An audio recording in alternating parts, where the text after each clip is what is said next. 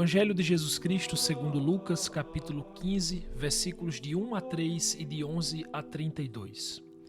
Naquele tempo, os publicanos e pecadores aproximavam-se de Jesus para o escutar. Os fariseus, porém, e os mestres da lei criticavam Jesus. Este homem acolhe os pecadores e faz refeição com eles. Então Jesus contou-lhes esta parábola. Um homem tinha 2 filhos. O filho mais novo disse ao pai: Pai, dá-me a parte da herança que me cabe. E o pai dividiu os bens entre eles. Poucos dias depois, o filho mais novo juntou o que era seu e partiu para um lugar distante. E ali esbanjou tudo numa vida desenfreada. Quando tinha gasto tudo o que possuía, houve uma grande fome naquela região e ele começou a passar necessidade. Então foi pedir trabalho a um homem do lugar que o mandou para seu campo cuidar dos porcos. O rapaz queria matar a fome com a comida que os porcos comiam, mas nem isto lhe davam. Então caiu em si e disse: Quantos empregados do meu pai têm pão com fartura e eu aqui morrendo de fome? Vou-me embora. Vou voltar para meu pai e dizer-lhe: Pai, pequei contra Deus e contra ti, já não mereço ser chamado teu filho, trata-me como a um dos teus empregados. Então ele partiu e voltou para seu pai. Quando ainda estava longe, seu pai o avistou e sentiu compaixão.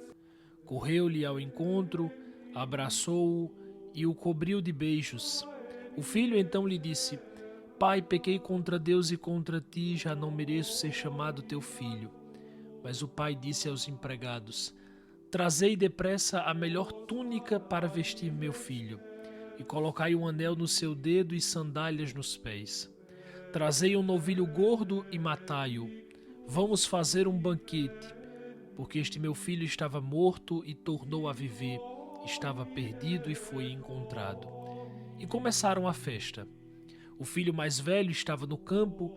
Ao voltar, já perto de casa, ouviu música e barulho de dança. Então chamou um dos criados e perguntou o que estava acontecendo. O criado respondeu: É teu irmão que voltou.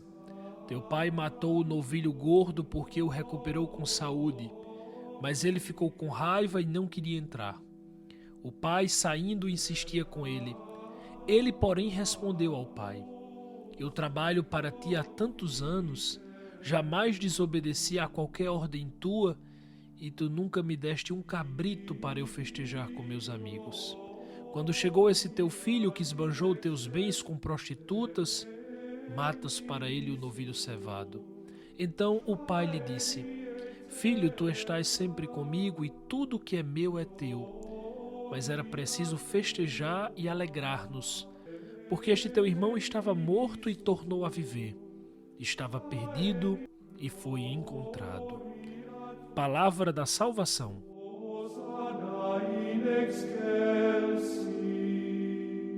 Meus queridos irmãos, chegamos ao 4º domingo da Quaresma, o chamado Domingo Letare, o Domingo Alegra-te. Poderíamos pensar que hoje é o domingo da festa. Essa festa está muito presente no capítulo 15 do Evangelho de São Lucas. Apesar disso, ouvimos apenas no Evangelho de hoje a terceira parte desse capítulo 15. Eu queria iniciar chamando a atenção de vocês para o seguinte: percebam, por favor, que Jesus fala no Evangelho de hoje para 2 grupos que socialmente se consideravam distintos. De um lado, os publicanos, que eram considerados e reconhecidos socialmente como pecadores. De outro lado, os fariseus e os mestres da lei, que eram reconhecidos como santos, como irrepreensíveis. Ou seja, parece haver uma barreira entre os grupos. Na parábola de hoje, esse muro vai ao chão.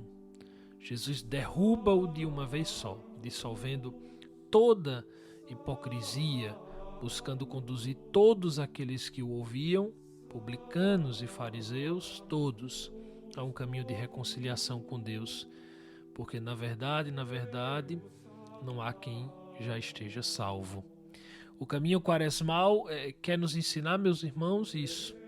Ninguém está completo, ninguém está costurado por inteiro, ninguém é perfeito senão Deus. Aliás, a palavra perfeito, do latim perfectum, quer dizer isso, feito até o fim. Quem está feito até o fim? Só Deus, meus irmãos, só Ele. E como fazer aquilo que ainda não está feito em mim? O Evangelho de hoje nos mostra um caminho. Esse caminho, inicialmente, seria procurar ver-se nas personagens que aparecem no relato de hoje. Reparem bem, o Evangelho de hoje tem 3 tempos. O primeiro tempo está nos versículos primeiros, de 1 a 3, ou seja, Lucas dizendo que os pecadores se aproximavam para ouvir Jesus e os fariseus se incomodavam com isso e criticavam Jesus. O segundo tempo está nos versículos de 11 a 24, isto é, o relato sobre o filho mais novo que pede tudo e vai embora e que depois volta, pede perdão e se reconcilia com Deus. Por último, o terceiro tempo, que está nos versículos 25 a 32, que é exatamente o diálogo do pai com o filho mais velho. Por favor, vão pensando nesse evangelho de hoje, pensando a quem Jesus estava falando a parábola. Ou seja, quem estava ouvindo. O bonito é que Jesus não desconsidera seus ouvintes. Ele fala para os pecadores, ele fala também para aqueles que se consideravam santos. Coloca cada um no seu devido lugar, acima de tudo, chamando-os à conversão. Olha, minha gente, o evangelho de hoje é muitíssimo simbólico. A gente poderia pensar, inclusive, que sem esse evangelho a nossa civilização poderia ser outra. A arte, a cultura ocidental é profundamente tocada pelo significado do anúncio desse evangelho, porque é exatamente aqui que Cristo desvenda o rosto do seu Pai. É uma coisa impressionante. Eu queria muito que você que me escuta agora pudesse imaginar o contexto e as consequências dessa fala. Até aqueles dias, ninguém tinha ideia do rosto de Deus. Cristo, portanto, descortinou o rosto do Pai e, para escândalo de muitos, mostrou como o Pai ama. No geral, a gente escuta esse evangelho pensando que é o evangelho do filho pródigo, mas hoje os teólogos já superaram essa ideia, porque a palavra pródigo pode ser interpretada como fecundo, fértil, por exemplo. E hoje se entende, na verdade, que essa é a parábola do Pai misericordioso. O foco é esse Pai, é a loucura, é o amor desse Pai. Pois bem, os 2 filhos têm atitudes imaturas de se relacionar com o Pai. E quem é esse Pai? Esse Pai é o Deus de Israel, é o Pai de Jesus Cristo, que sofre se nos perdemos e faz festa se voltarmos. Olhem que coisa. E quem são esses 2 filhos? O filho mais novo é aquele que pede a antecipação da herança. No texto original, na verdade, ele não diz, dá-me a parte que me cabe da herança. Não, ele diz, dá-me a vida. Ou seja, deixa eu viver a minha vida como eu quero, do meu jeito, da minha lógica. Isso só me lembra Adão, minha gente, que comeu do fruto da árvore do conhecimento. É a história que se repete. É a gente que quer traçar nossa vida do nosso jeito, sob a nossa ótica. Ora, mas não se repete somente nesse filho com Adão, se repete comigo, com você, que apegados a nós próprios queremos viver a nossa vida do nosso modo, do nosso jeito, que queremos viver a nossa vida seguindo os nossos esquemas, pensando que a gente pode viver dispensando Deus, que a gente pode viver a nossa vida prescindindo de Deus. E nessa atitude, esse filho rejeita, esse filho mata o pai. É uma miséria. Como é que esse filho termina? Humilhado, sozinho, maltrapilho e pior, longe do pai, longe do amor que só o pai poderia oferecer a ele.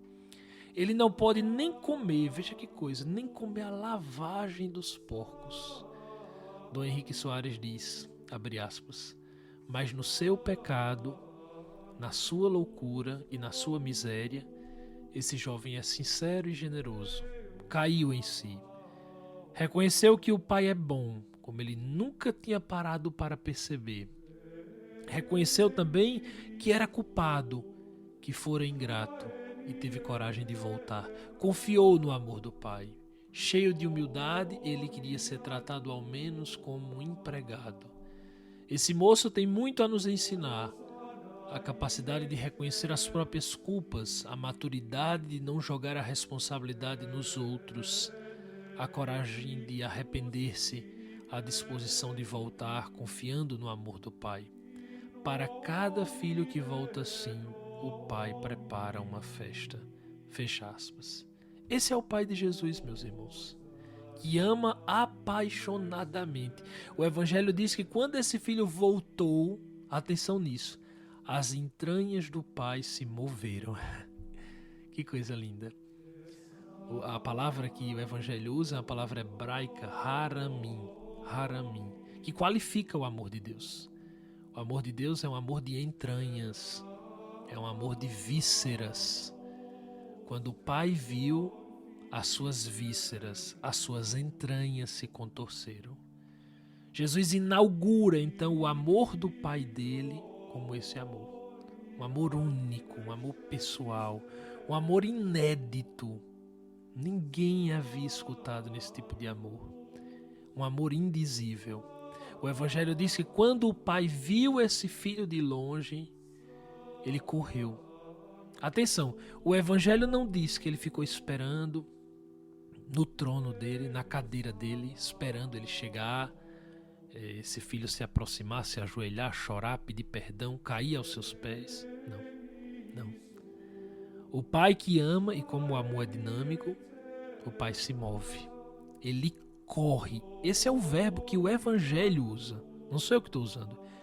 Ele corre para salvar esse filho. O Evangelho diz claramente: correu-lhe ao encontro, abraçou-o e cobriu-o de beijos. Que lindo o amor desse pai. E aqui uma coisa interessante. O filho diz o discurso que tinha planejado, que tinha já preparado, ensaiado, talvez até nervoso, mas o pai não diz nada. Eu acho lindo isso. O pai não coloca condicionantes, não grita, esperneia com esse filho. Não. O pai simplesmente fala com quem está do lado. O evangelista utiliza uma conjunção adversativa, se você olhar aí no seu evangelho. Mas falou com o seu empregado. Ou seja, como que simplesmente pulando isso, como que superando já essa parte. Para o pai, esse perdão já estava dado, já superou isso. De modo que o pai já fala diretamente com o empregado: vamos fazer um banquete. Porque este meu filho estava morto e tornou a viver, estava perdido e foi encontrado. É a atitude de alguém que já havia perdoado antes mesmo desse filho chegar em casa. A atitude de alguém que é perdão sempre, que é amor sem medidas. Alguém profundamente aberto a amar e perdoar a quem lhe ofendeu. No direito a gente diria, é uma omissão comissiva, ou seja, ele não fez nada com o filho e não fazendo, fez. Perdoou, encheu-o de acolhimento, de perdão. E certamente neste perdão, neste acolhimento, neste amor, está o motivo de conversão do filho. E aí o pai manda trazer 3 objetos para colocar no filho: túnica, anel e sandálias. Isso quer dizer alguma coisa? Mas é claro. No Evangelho, minha gente, tudo ou quase tudo quer dizer algo importante. Entendam. Na época de Jesus, a túnica indicava a classe social que a pessoa pertencia. Por exemplo, os escravos se vestiam com roupas muito simples. Nesse caso aqui, o pai não reconhece seu filho como escravo. Ele não manda buscar uma estopa para vestir o filho. Mesmo o filho tendo pedido, para ser tratado como um empregado, como um escravo. E nesta parábola, ele dá ao filho a melhor roupa, uma túnica. Ele dá dignidade. Depois o anel. O anel representava autoridade. Alguém que se podia confiar socialmente. E aí, dando ao filho o anel, ele estava declarando o perdão para o filho socialmente. O pai estava constituindo aquele filho como um gerente da sua fazenda, estava dando a ele autoridade para administrar novamente os seus bens e propriedades. Neste gesto, o pai declarava o seu perdão e a sua confiança. E aí, por último, as sandálias. As sandálias, eu acho lindo isso, porque as sandálias elas tinham um significado de liberdade. Somente as pessoas livres usavam sandálias. Os escravos andavam descalços. O pai então devolve a liberdade para seu filho, que sempre ele tivera. Ele não havia perdido. Não é por causa desse erro que o pai agora não dará mais liberdade a ele. Não estava preso em sua propriedade. O pai estava dando exatamente ao filho o direito de entrar e sair quando quisesse. A propriedade era sua. Ou seja, esse pai não perdoa para sermos seus escravos, não. Pelo contrário, nos perdoa para derramar seu amor, seu perdão e assim sermos livres. Deus nos dá o seu perdão, mas também nos deixa livres se a gente quiser ir embora mais uma vez. O seu perdão, o seu amor. Mas sigamos. Aí vem o filho mais velho. Temos de ter muito cuidado aqui, viu, meus irmãos? Porque em geral a gente pensa, o único que está perdido é o filho mais novo. E não. O filho mais velho tem um problema sério no seu relacionamento com Deus. Que se considerássemos como uma doença, certamente um médico poderia dizer que é até mais grave do que a doença do filho mais novo. O filho mais velho é arrogante, é autossuficiente, não tem a humildade de reconhecer sua miséria, não tem a capacidade de se olhar. O filho mais velho é aquele que nem mais vivia na comunhão com seu pai. Para esse filho, o pai é um senhor, um patrão autoritário. Ele mesmo diz, tantos anos que te sirvo, nunca desobedeci a qualquer ordem tua, e tu nunca me deste um cabrito para eu festejar com meus amigos. Falta liberdade nesse filho mais velho. Ele não tem a liberdade de pegar o cabrito por si próprio. Ele vê o pai como esse patrão. Esse filho como aquelas pessoas que se consideram, que sempre têm direitos diante de Deus. É aquele que, mesmo que não admita, lá no fundo se considera melhor que os outros e que por isso merecem a salvação. Merecem, atenção no verbo. A salvação não é mais um dom, uma dádiva, um sinal da generosidade de Deus. Para este, a salvação é justiça e não misericórdia. Mas isso é loucura. Isso é loucura, minha gente. Tudo que nós recebemos de Deus é fruto da sua misericórdia, do seu amor que não conhece limites. A gente jamais poderia olhar a Deus e julgar que Ele nos deve algo. Não poderíamos. Porque essa mentalidade é própria de alguém que nunca amou de verdade a Deus. Podem perceber. Quem ama a Deus de verdade não é legalista, não se importa tanto com o exterior. Vive com aquela leveza que decorre da convicção de que tudo que eu der a Ele, de que tudo que eu fizer por Ele é pouco diante da sua misericórdia. E podem ver o contrário. Quem não ama a Deus de verdade se importa demais com o exterior, com os números. Se importa demais com a forma que os outros vivem.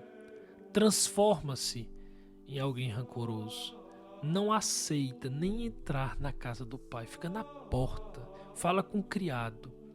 E por quê? Porque se vê o justo, o irrepreensível.